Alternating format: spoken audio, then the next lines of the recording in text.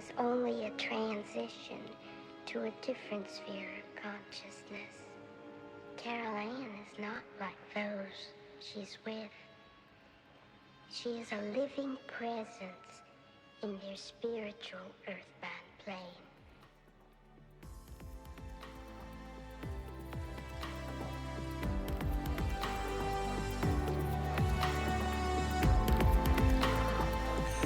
Hello and welcome to episode 16 of the Talking to the Dead podcast.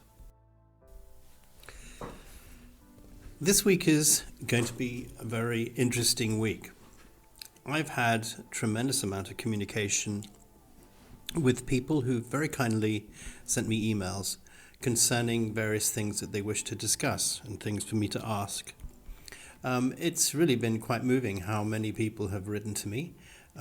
But what was quite a surprise to me, and something that really has had some sort of relevance to all people who've written to me this week, is the discussion of pets and animals. Specifically, people who have pets or animals.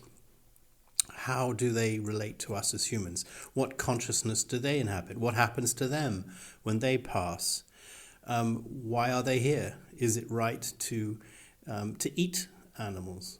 A whole range of questions, and in fact, there's so many questions that have been put in the various emails to me that I've written it all down so I don't forget them all. And I'll try my very best to get Titan or whoever will be able to come in and have a chat with us to tell us what's going on and what is the meaning behind all of this. But as I said, there are probably at least 19 or 20 questions to cover, and all of that in less than an hour. So we will try our best and see what information we can get. It's a fascinating subject. So again, due to the wonderful magic of podcasts, I'm just going to pause it here while I get in touch with Titan, and then I'll be back shortly. Okay, right, we're back, and most definitely I feel that I have some support here. I think Titan is here, and I'm going to wait and see exactly what comes through first, and I will tell you as it does. Okay, so I have Titan here, and Titan is going to tell me a little bit, he says, about animals and their purpose in the existence that we have here on Earth. Titan says that this is going to be a very interesting but an extremely complicated podcast. He's warning me now that we all need to be prepared for this. It's very, very much more complicated than we probably know or even think. But for that matter, he's also saying everything that we discussed every week is extremely complicated and in many cases way beyond our ability to understand as human beings. He's saying it's because we're not supposed to really understand as human beings so much of this stuff. We're not really equipped to do that. It's not part of our life. This is part of what we came from and what we will go to. It's part of everything, the mechanics of life, he says. But it's not something that we deal with on a day-to-day basis. But of course, it's fundamentally interesting to our understanding of what is the purpose of everything. Having said that, he says it's extremely easy for him, and he does his best every week to make things as simple as possible. But by doing so, it's by no means, he says, a full explanation of how things are. And he says animals are really this case in point. But at the most fundamental, basic point of view, animals are no different from us, he says, in terms of their consciousness. They have a different consciousness from us, but it is no less or no more important or relevant than our own consciousness. He's saying that what confuses it probably with people is that people somehow feel that we as humans are somehow more highly evolved or cleverer or more special because we walk around on two legs and we think. and we reason, and we've built cities, and we've created this, what we consider to be something way more superior to that of, say, an animal, such as a dog or a cat or a lion or an elephant. But Titan is saying that this is very misleading, because we create things, because that is our ability that we have. But animals also have a tremendous ability to live within their environment and their consciousness innately, and something that is born to them as much as things are born to us. Things that we talk about often in our life, he says, such as skills or gifts that we have, that we're born with. It's exactly the same for the animals. They have also distinct skills and gifts that they're born with that enable them to cope and live within their environments. And they're extremely good at it, he says. In many respects, he says that animals are better at living in their environment than we are sometimes. But we shouldn't, he said, at all look at animals as being somehow lesser than us because they don't write poetry, he says, or sing music or anything else for that matter. He's saying, and I always get muddled up whether it's he or she, and he's saying it doesn't matter, so that's fine. He's saying to me that once we've got that out of the way, it's very much more easy. Animal consciousness is a form of consciousness, just like the consciousness that we have, that all comes from our root consciousness. It's a complete fundamental point of the whole thing, is that there is no difference between animal consciousness and our consciousness. It's just that our consciousness in some way is complete in terms of what inhabits our body. It's a consciousness that is something that's a choice that's made before we are alive. And there is a whole range of different entities that get involved in the consciousness choices that are made that will become what we are inhabited as a human being. Those consciousness choices we've discussed in previous episodes, he says, and those are very complicated as well as to why people make a particular choice to do a particular thing. With the small caveat, she says that some are almost fundamentally attracted to becoming particular things, such as we've discussed before, the royals and things, the leaders who end up becoming so important in our world that the consciousness choice is not left to chance. Animals, however, their consciousness is also a very strong consciousness. It inhabits obviously a body of an animal with somewhat limited choices compared to us, and they have different abilities. Some obviously many animals have incredibly more complex abilities than us. But what she's saying is that animals have an incredibly intuitive, innate ability to understand their consciousness and to feel their consciousness and to feel the consciousness of other animals as well as humans. This is something she says that we do have, but it's something that has really fallen away from us because it's not been really developed, and it's something that we generally don't choose to use on a day-to-day basis. So in that respect, animals are far more receptive, she says, to receiving consciousness as well as giving consciousness. Okay, she says that fundamental is what you have to really begin to understand, is that as a entity that is choosing from some form of reincarnation, you may choose, that entity may choose, that consciousness may choose to reincarnate as a dog or an animal of some description, or even a fly, which is interesting she mentions that, because that's always in the back of my mind. Who would want to reincarnate as a fly?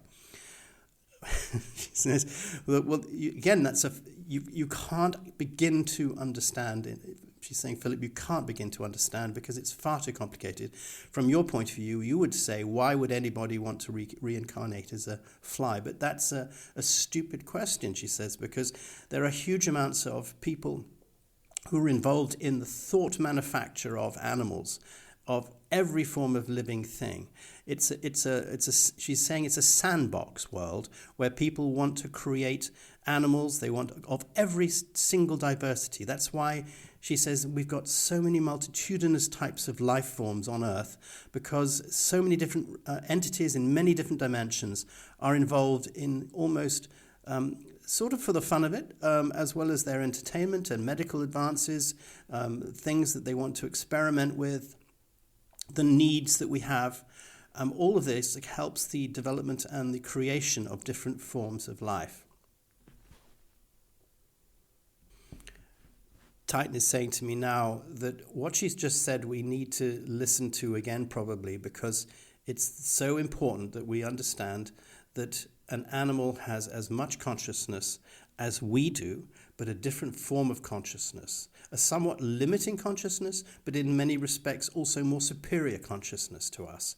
It's something that enables them to inhabit their life, which is in terms of, in many ways, different from ours, because it's involving the pure ability to survive or to cohabit in a very complicated environment.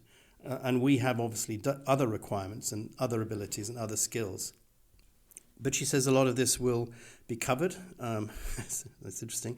She says, we're going to have a conversation now, but she knows what's going to be covered. So she asks me if I'd like to start off with the first question. So, okay, I will. This is coming again from Linda, who's given me a lot of questions. She basically talked about her husband who had two favorite dogs, Augie, I think his name is pronounced, and Abby. Both dogs have passed away. And her first question was asking, do pets come to you spontaneously? And I presume, Titan, what she's asking there is that is it random how pets come, or is there some form of choice involved in how pets come?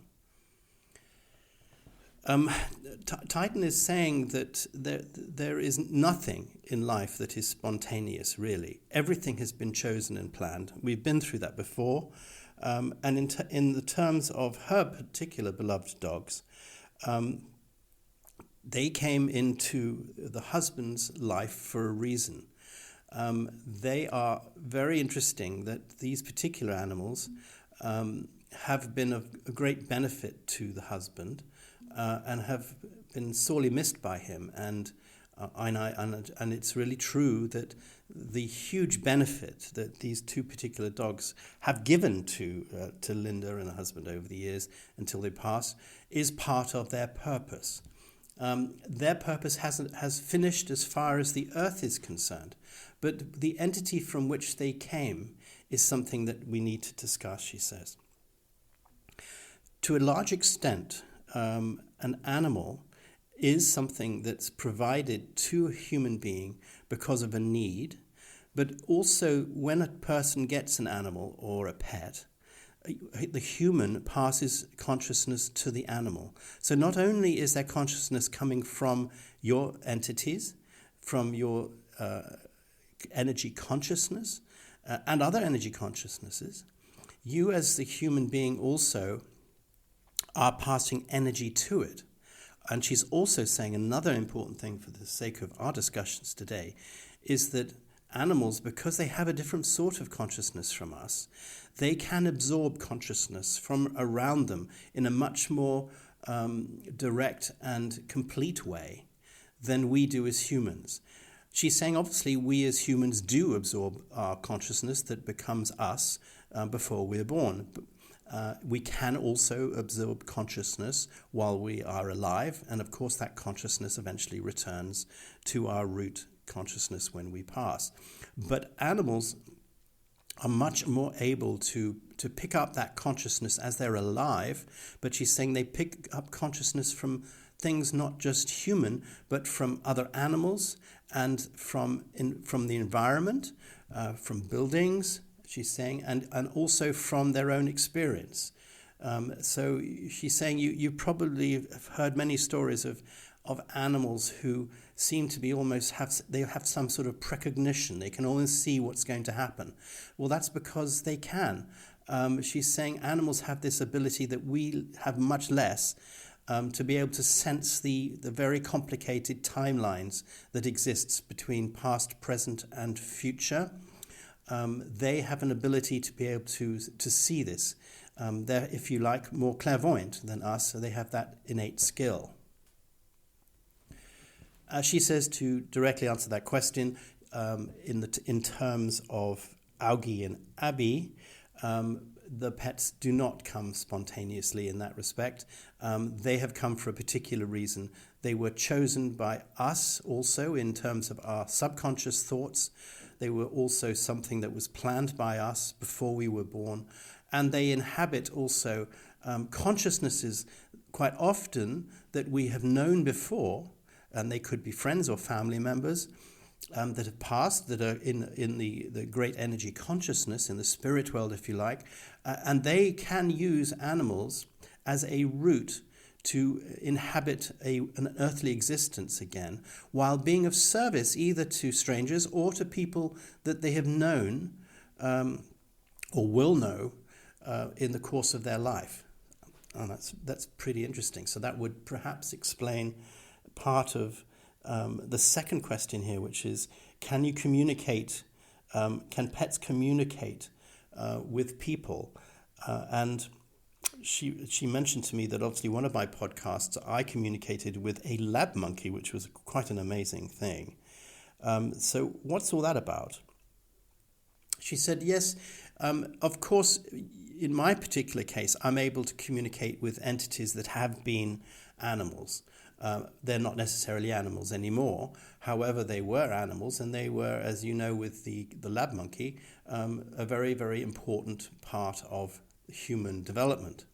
But most definitely, she says that you can communicate with the vestiges of a pet that now resides back in the energy consciousness, and that's something perhaps we might be able to do shortly.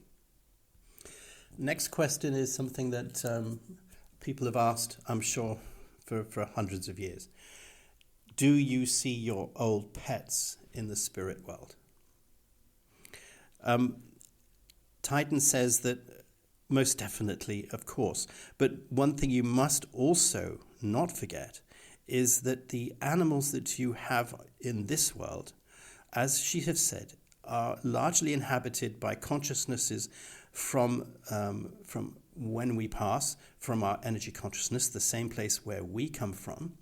But they also have imbibed a lot of the consciousness of you as you are alive and people around you, and the environment that they're in and the atmospheres that they pick up. So yes, most definitely, if you wish to, when you do pass on, you are fully capable to create whatever environment you like, whatever animal you want, and if you wish to recreate a long lost and beloved dead pet, that consciousness is there and waiting. But she says there is just a small caveat here again, and just to be aware of that she has said this before. When animals and when humans cease to be physical, that's the end of it. They are no longer that person anymore. However, what was that person is always there. It's totally indestructible and remains forever. And when you pass, you can meet up with the various entities that possess that consciousness, and you can relate to that consciousness, and you can discuss memories and thoughts with that consciousness. And in the case, if you wish to recreate a pet, it's very easy to put that consciousness into what you create, and you can create that loving pet that you always had. But it's important to note that you're not creating a pet, or a person for that matter, that will continue being that person or that pet. That person or that pet has died. Another question was, do pets come back reincarnated? Linda had a cat, Chili, and she felt that cat behaved very much like another reincarnated, another pet called Buckley, and she wondered if perhaps there was some sort of sense that animals can come back and reincarnated into each other again. And she had another cat which was similar to her cat Savannah, who died many years ago. What's that one about? She says what is important here is, again, in the terms of Linda and other people who have pets, who who they buy or come into their life for whatever reason. It is very true that the animals can often take on the characteristics of other pets that they have known for two distinct reasons. One, the consciousness from those pets is coming through and is going into this new pet, but also you're, as a human person, or whatever environment that you're in, the consciousness around you and your fears and your loves and everything is very, very strong, and that can also re-inhabit another animal. But that's not just for animal pets, again, she's saying. This happens with humans. She says it happens with children, with adults.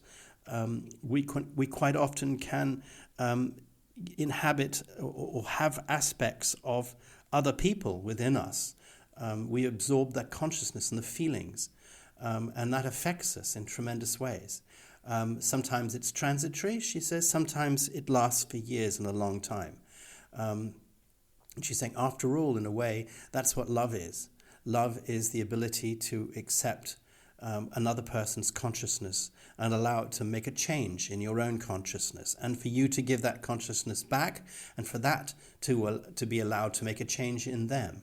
And hopefully it's a constructive process. But this is the same with a pet. It can become quite a lot of what you had before that you loved, and it can also take on aspects of you and that, if you like, dead pet. Linda had another animal called Lulu, who apparently behaved like it could see or sense another cat that had passed in her house. So the kind of question is, are there cat ghosts, and what do you think about that?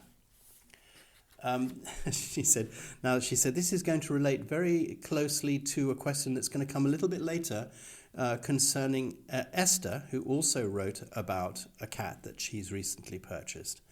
It is completely true that a pet can sense other past pets, but other pets, of course, in the same way that are alive and that are communicating with it.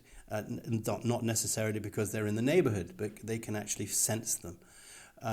It's very important to note that pets have this very highly developed clairvoyant consciousness. It's not encumbered by reason and logic like us. Therefore, it's much more easy for a pet to be able to accept that communication without questioning it or worrying about it. So most definitely, yes, it is possible, and it happens, she says, quite a lot, that one pet might sense the consciousness of another pet.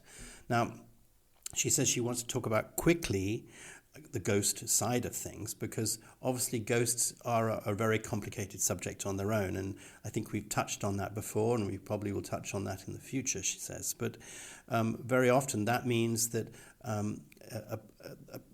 consciousness hasn't returned fully to the overall consciousness where it came from at the time of death, and it's still hanging around for some reason. That's a part of it. It could be that an animal had been very badly treated, or it could be that an animal was treated so wonderfully when it died that it didn't really feel that it was time to move on and couldn't move on. And there's no bad thing about that. It's just a process. In our terms, it could take years, hundreds of years. But in the reality of where there is no time, which is the exact situation in the afterlife, it's instantaneous. It's as instantaneous as somebody not doing that. So in that respect, yes, an animal most definitely can perceive other animals. Some more questions now. This comes from a lady called Wendy. She had a dog, I think, or her son had a dog. His name was Nestor. He has been around for about 2 years, and that dog was got after another dog called Walter died. Nestor apparently exhibits various behavioral problems of anxiety and aggression, and they also feel Walter, the dead dog, around the house. So there's a couple of questions here. Does Walter have any insights about Nestor's behavior, and why do they feel Walter around the house? And could Nestor be exhibiting any behavior problems because of what's going on there, I suppose? Okay, so yes. Okay, so what this is again is that most definitely Nestor can sense. Nestor is sensing not just because of the environment that existed when Walter was around, but he's feeling it from the family surrounding this dog at the moment. I believe it's Wendy's son.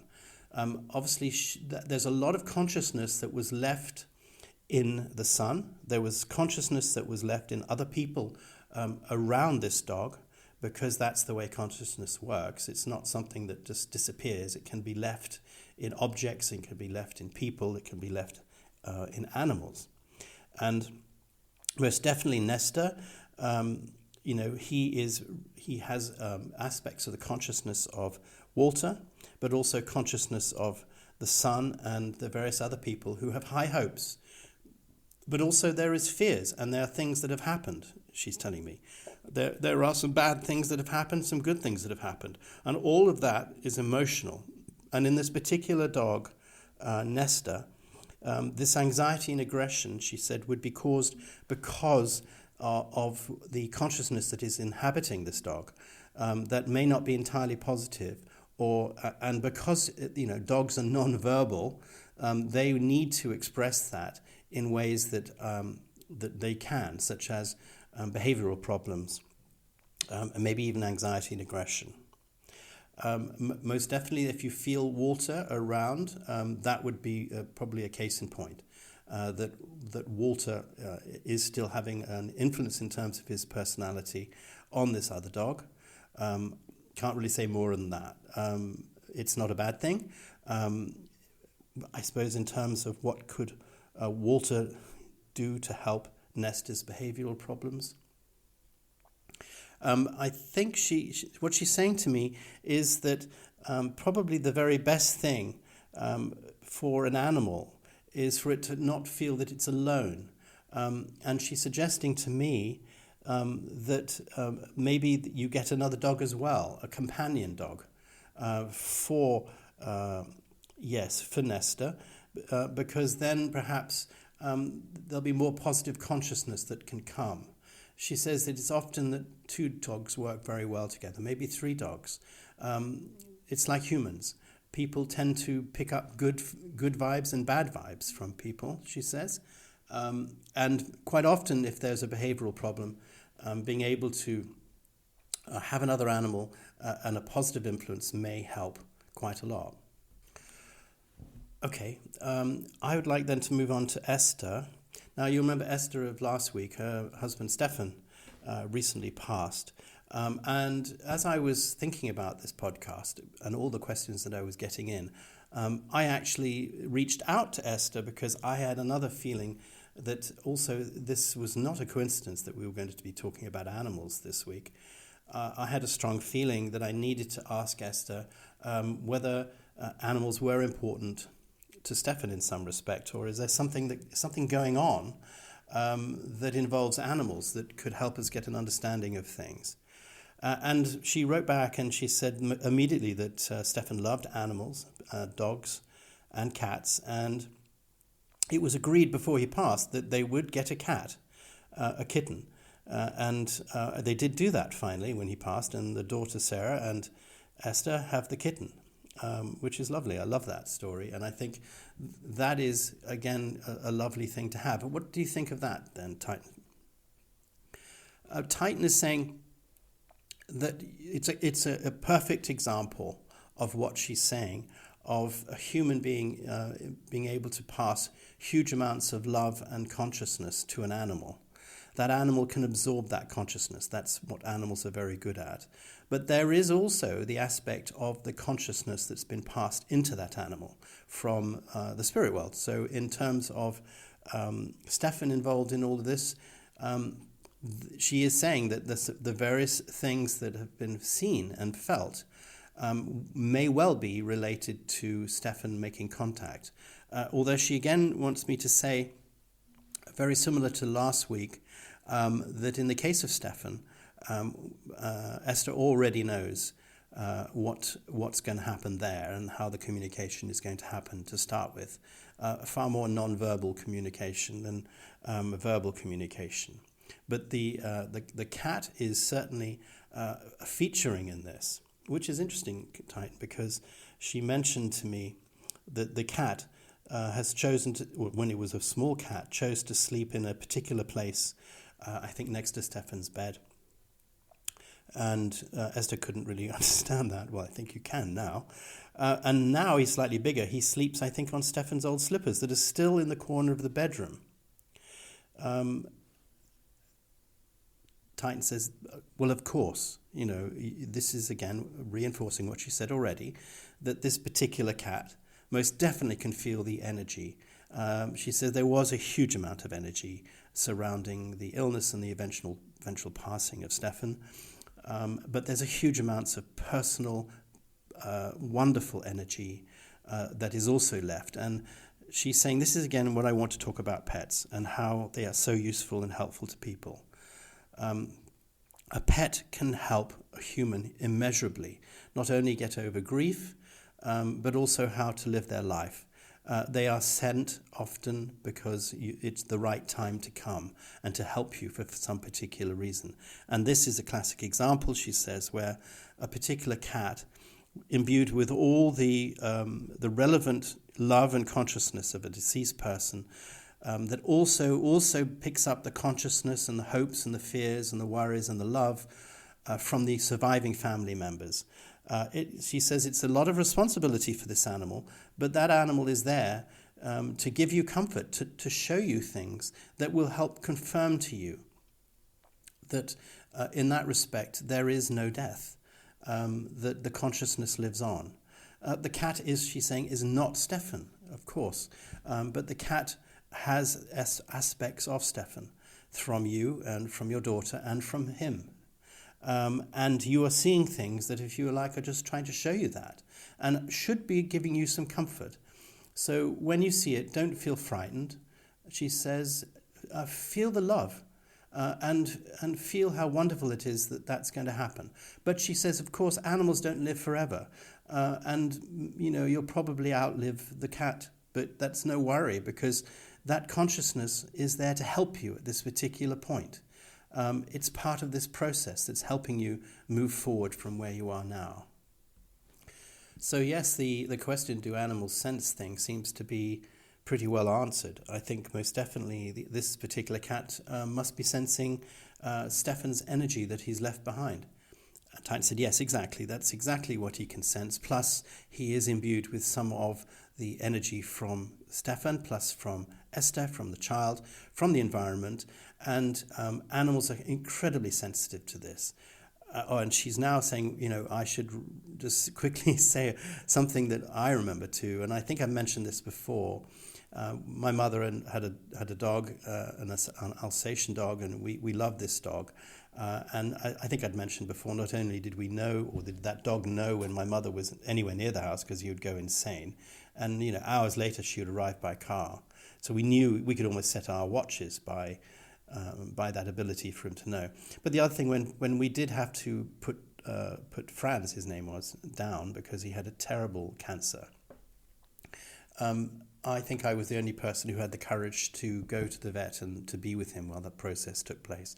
And I never forgot that, and I felt a tremendous love and a tremendous attraction to being there with my dog. And, I knew that to me, that dog was like a friend, a best friend.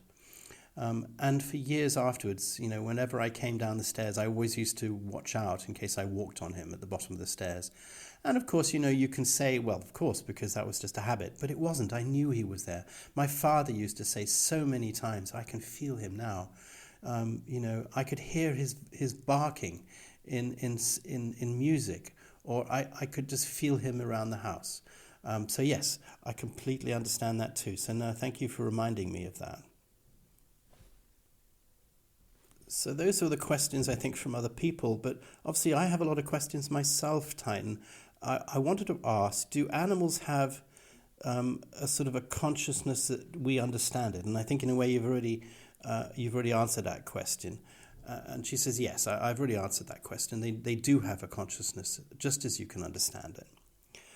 Can we reincarnate as animals?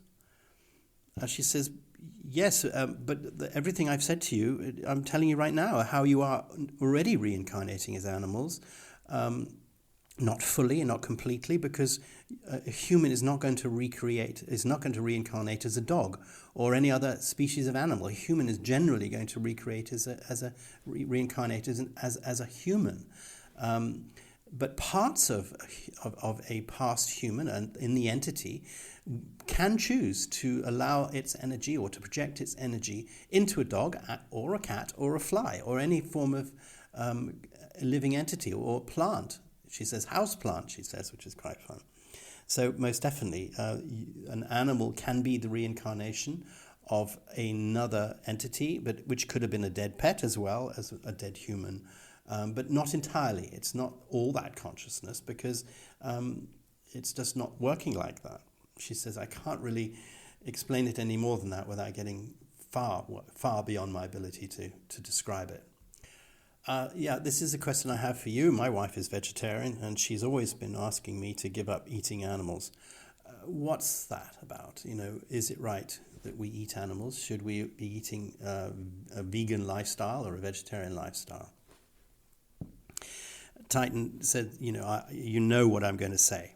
I think I probably do, so say it anyway, Titan. She says there is nothing wrong with eating animals. There is nothing wrong with eating plants. The whole circle of life on this planet involves the ability for an animal to help another animal. And one of the most important ways that you can help another animal is to allow it to survive. And that involves sometimes being able to eat. So for us to be able to eat an animal, there is nothing wrong with that. It's not. There's no great moral or philosophical question there. But she says this is completely different from the way that humans have evolved, where quite often they shoot animals for pleasure, or they kill animals for pleasure, or they torture animals or cause great harm to animals, or they eat animals far more than they need to for sustenance. That is something that we have to question ourselves about, and something that she says is certainly worth a debate in terms of spiritual life. She thinks in certain respects it could be said that we perhaps are not always treating animals with the moral respect and with the right philosophical understanding that we perhaps should do, given the fact that their consciousness is just as valid as us. He said, generally speaking, we feel that we don't eat humans. Well, then it's a very strange contradiction, she says, that you therefore feel it's okay to eat an animal. Yes, it's perfectly normal to eat animals and to eat vegetables and to eat plants, but it's a question of quantity. Okay, well, that's interesting. I mean, I would say myself, Titan, that I do eat meat. I like eating meat. I've always eaten meat. But I certainly can see now, and I'm having this thought in my mind that perhaps I have been a bit greedy. And she's saying yes, and it's quite funny how it's being passed on to you now, how eating too much meat is not actually good for you, and that you should have a wide and broad diet. But she's saying there shouldn't be guilt associated with eating an animal. Animals are part of the whole human process. She says, obviously, eating is a particular pleasure. It's a particular thing that is required in our particular earth dimension. It's not something that exists unless you want to, but generally not. It's not something that exists beyond our dimension. Eating is not a necessary thing for consciousness, for instance, she says. I wanted, therefore, to try to understand how come, in a previous episode, when I was making contact with the entity that was Neil Peart, who was the drummer of Rush, and I saw very clearly him with passed on, obviously, in another reality that he's created for himself, which I'm still obviously waiting to be able to discuss that more with him, but that'll come in time. How I saw him, he's created a black Labrador dog, which runs around him and skips around his legs and wags his tail, and it was a very, very vivid image. How does that work? And she said, yes, I think we mentioned that. When you are passed on, you can actually create an animal. And she's saying in his case, he chose to create an animal that he had actually not had as a pet in his own life. And that's entirely possible. There's no reason why you can't do that. But as we said earlier, should it be something that Linda's husband wishes to do, she most definitely, Augie and Abby, their personalities and everything, their memories, and more importantly, she's saying, your memories and your personality can most definitely fuse together again after we die, and you can recreate that in another animal if you wish to. So in that respect, that just it's a different approach. So you either choose to have an animal because you've never had an animal like we would in life, or you choose to find an animal that meant something huge, massive to you before. She just said to me, in the case of Neil and other people who have passed on, animals are also hugely psychologically important. They bring not only physical pleasure, they bring spiritual comfort, and psychological comfort. And that's not just to people who are dead, that's also to people who are living now. It's exactly the same thereafter.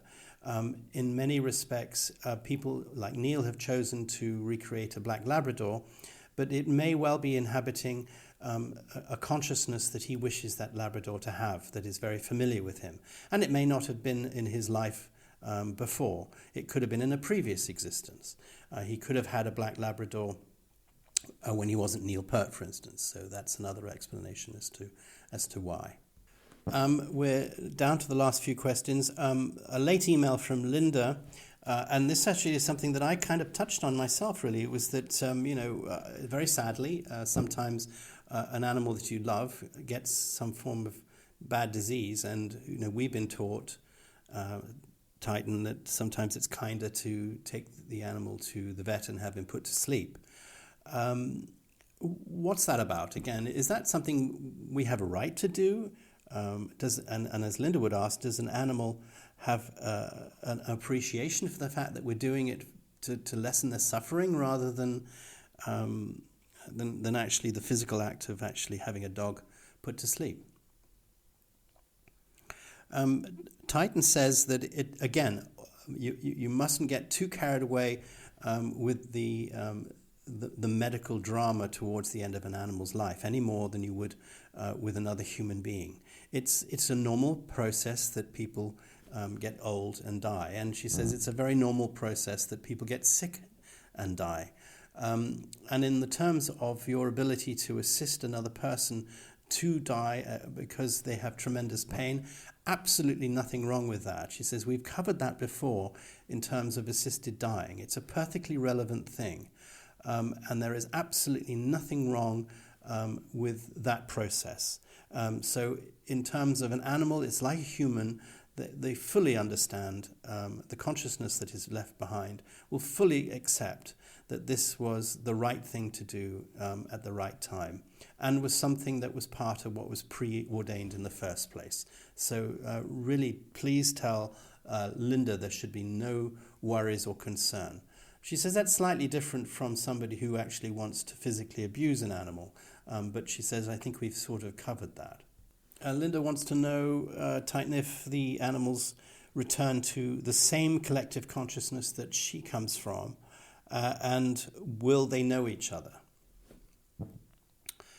Okay, yes, in that respect, but not all animals and not all humans come from one distinct consciousness. There are many, many consciousnesses, many more core consciousnesses, and it's a process of choice, and you have that choice that you can make, and many consciousnesses come together and make these choices and plans.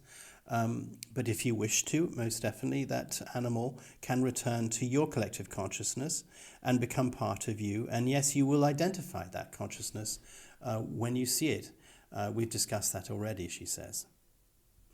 And lastly, she mentions that, Linda mentions that she grew up, I believe, in an abusive household. That's perhaps a bit of a personal thing to tell me, but she wanted to know that, obviously, that to her, pet love is really important. Have you got any last thoughts on that, Titan? She says, we've covered that too.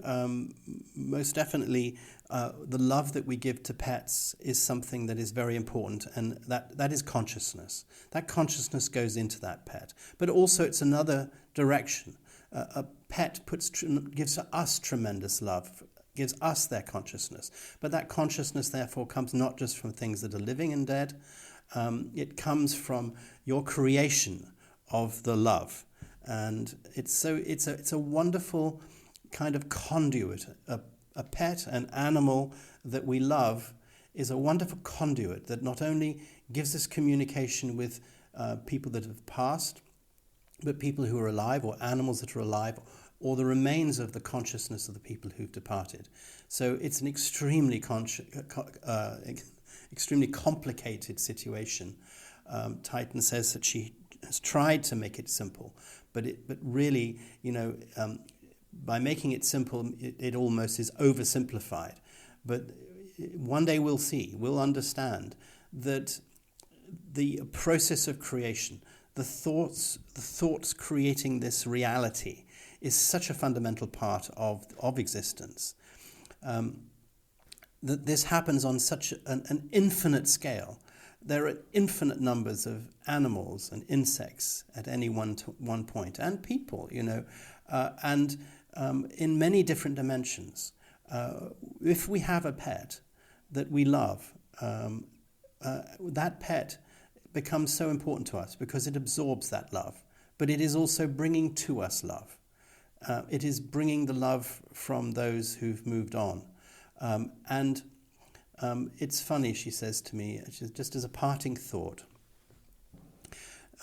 you can talk to a pet, and you can almost sometimes, a pet can almost put you directly in touch with the person that you have lost. And that's a very fundamental part of why pets are so important, and why we feel that connection, and why people have pets. She says that's way beyond the other discussions that we've had, such as lab monkeys, or whatever animals that are there to serve us and there to help us as well, physically to help us, like a horse or some sort of animal that we need to help us live. Immediately they came to my mind the dogs that help people who are blind. What a fundamental help they are. And to think that a consciousness would have delivered itself into a dog, enabled to help a human to be able to live a normal life because they cannot see. I mean, what greater love could one entity give to another entity than to create a life for itself where it's going to give love and help another? And Titan says, I just want to say to all of you, to Esther and to Wendy and Linda and all the people who are connected to these people, please don't forget. Please show love to animals, and you receive the love from them. And don't be frightened about what the messages that they're sending to you and the feelings that you're picking up. It's perfectly right and perfectly normal. And don't fear that love has gone. It never goes. It'll change its form from being alive back to its spirit entity and consciousness, but you can always contact it now or in the future when you pass as well, because nothing dies. Thank you.